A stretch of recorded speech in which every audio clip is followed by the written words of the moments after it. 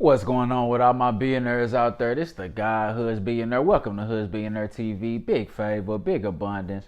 On today's episode, we're going to be talking about Louisiana rapper Jaydayoungan lost his life. Let's talk about it.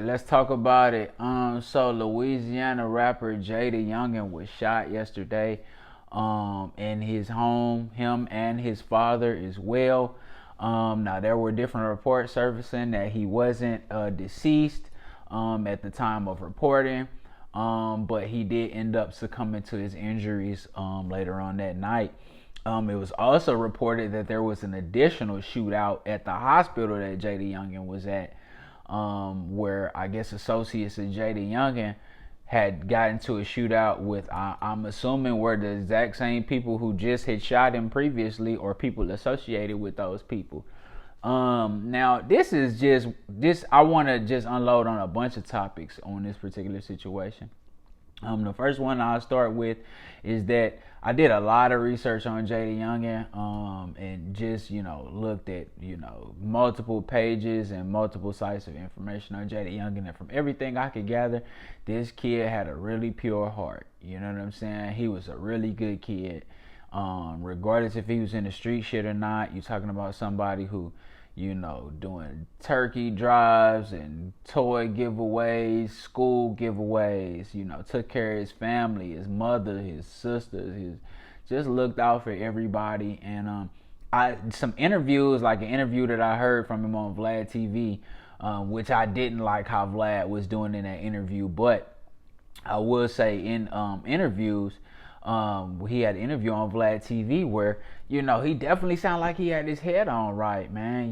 He was letting it be known that he don't believe in like rap beef, and he think rap beef is bullshit, and that's just a surefire way for destruction. You know what I mean? He like rap battle and rap beef is different, and he was just speaking and elaborating on that. And Vlad was trying to say, well, what if Boosie dissed you? What if this person dissed you? You wouldn't rap beef then? It's like, why are you even throwing out these scenarios for someone who clearly doesn't want that type of energy around him?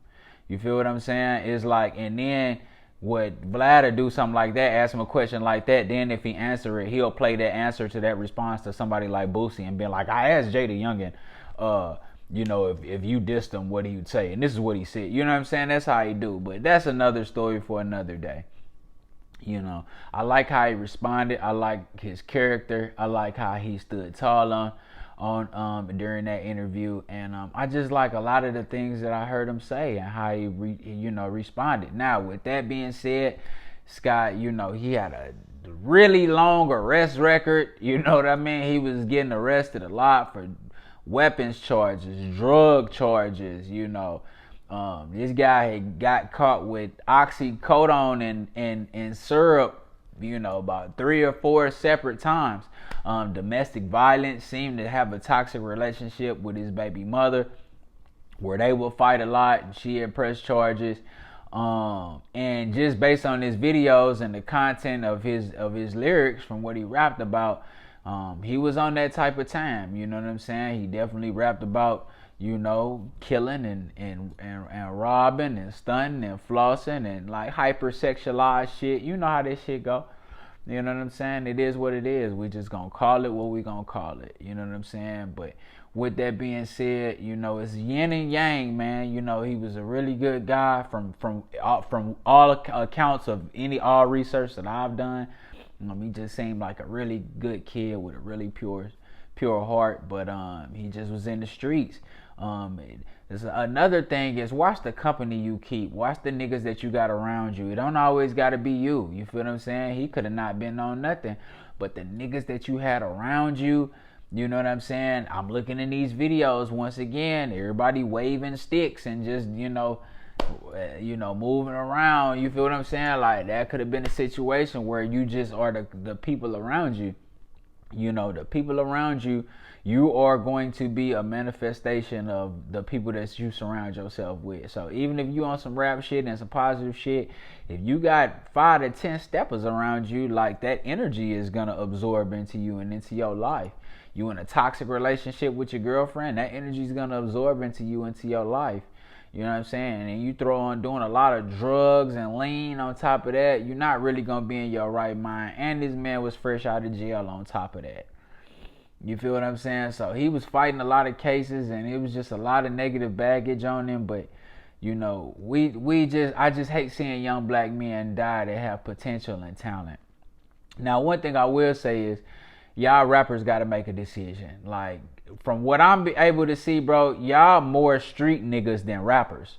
You feel what I'm saying? Like, rap is just like something that y'all do, but you really spend most of your time on street shit. And if you spend most of your time on street shit and doing street shit, that life is going to be the life that pretty much takes over your actual life. You know what I'm saying? And we all know what the consequences are of living that street nigga life. You feel what I'm saying? So, you know, just touching on that. You feel what I'm saying? Also, this had to been some serious shit. You know what I'm saying? For niggas to run up in your house, shoot you and your father, and then come up to the hospital also as well to I'm guessing to come finish you off.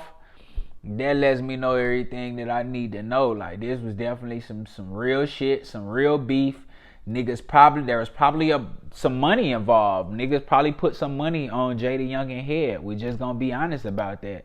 There probably was some money put on this man's head, bro. And it probably was a decent amount of money for niggas to take that type of risk.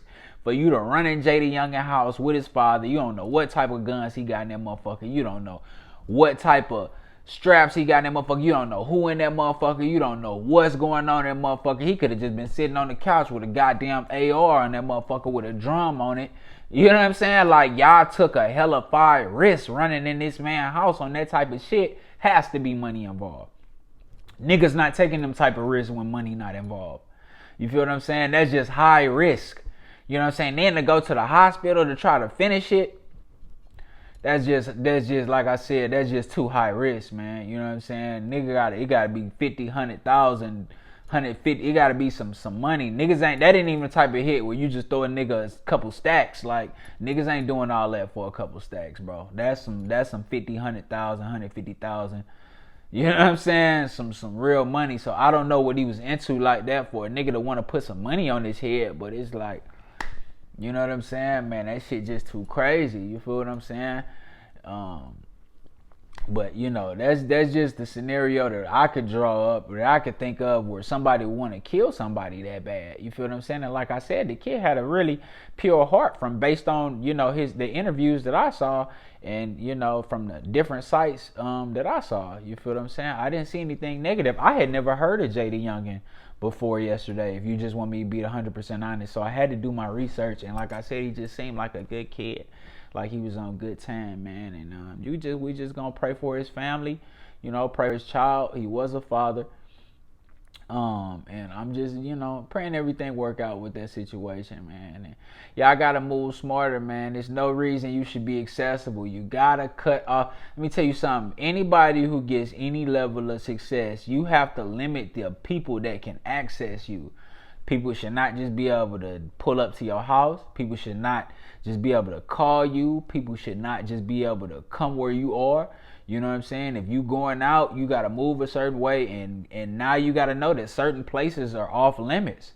You know what I'm saying? Now, all this wealth that you accumulate, now that's, and you know, you gotta, now it's time to just go to the 5-star restaurants. You feel what I'm saying? It's just straight, there's nothing wrong with that. If you gonna go out and eat, go somewhere where it's 5-star, high security, all that type of shit, man. There's nothing wrong with that. That's what you worked hard for.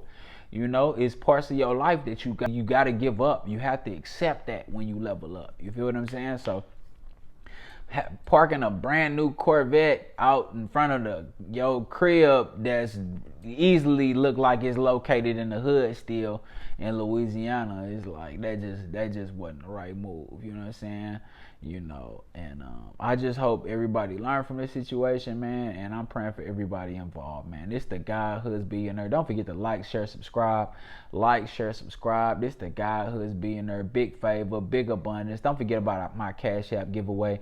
Go to my Cash App giveaway post. All you gotta do is subscribe to the channel, like a post, and comment your Cash App name. You will be entered. We are announcing 2 winners on August 14th. This the guy Hoodz Billionaire. Big favor, big abundance. I'm gone.